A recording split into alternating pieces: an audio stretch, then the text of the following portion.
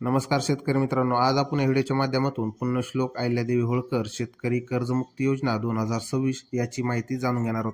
तर शेतकरी मित्रांनो, आपल्याला या योजनेमध्ये आता शेतकऱ्यांना 2 लाखापर्यंत कर्ज माफ होणार आहे. तर त्यामध्ये शेतकरी कोणते पात्र असतील, कोणते अपात्र असतील याची माहिती आपण आज या व्हिडिओच्या माध्यमातून जाणून घेणार आहोत.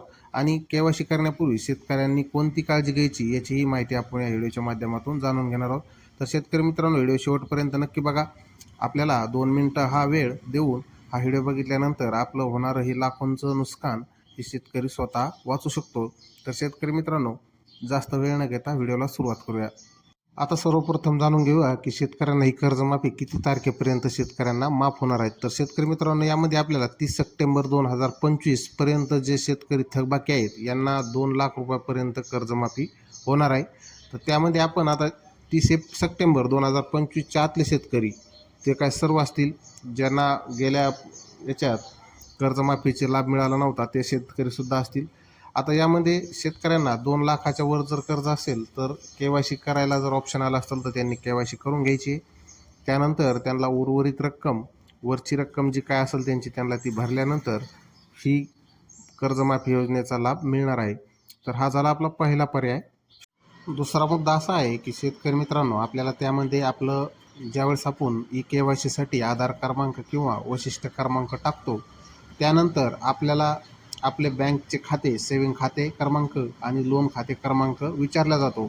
तो खाते क्रमांक प्रत्येक शेतकऱ्याला माहिती पाहिजे की आपण कोणत्या खात्यावर लोन घेतलेला आहे.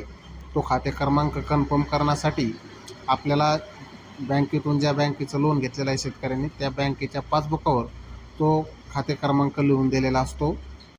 तर ज्या शेतकऱ्यांकडे कर्ज खाते क्रमांक माहीत नाही त्या शेतकऱ्यांनी आपल्या बँकेच्या शाखेला व्हिजिट करून आपला कर्ज खाते क्रमांक माहिती करून घ्यावा. त्यानंतर तिसरा पर्याय आहे आपलं लोन. आपण ज्या शेतकऱ्यांनी कुठल्या बँकेचं किती कर्ज घेतलेलं आहे याची ही माहिती शेतकऱ्याला असणं आवश्यक आहे. कारण आपण केवायसी करताना बऱ्याचशा शेतकऱ्यांचं कर्ज जास्त आहे आणि केवायसी करायला त्या शेतकऱ्याचं कर्ज कमी दाखवत आहे. अशा शेतकऱ्यांनी केवायसी करू नये. बँकेत जाऊन स्वतःची पडताळणी केल्याशिवाय कर्ज माफीसाठी केवायसी कुठल्याही शेतकऱ्यांनी करू नये.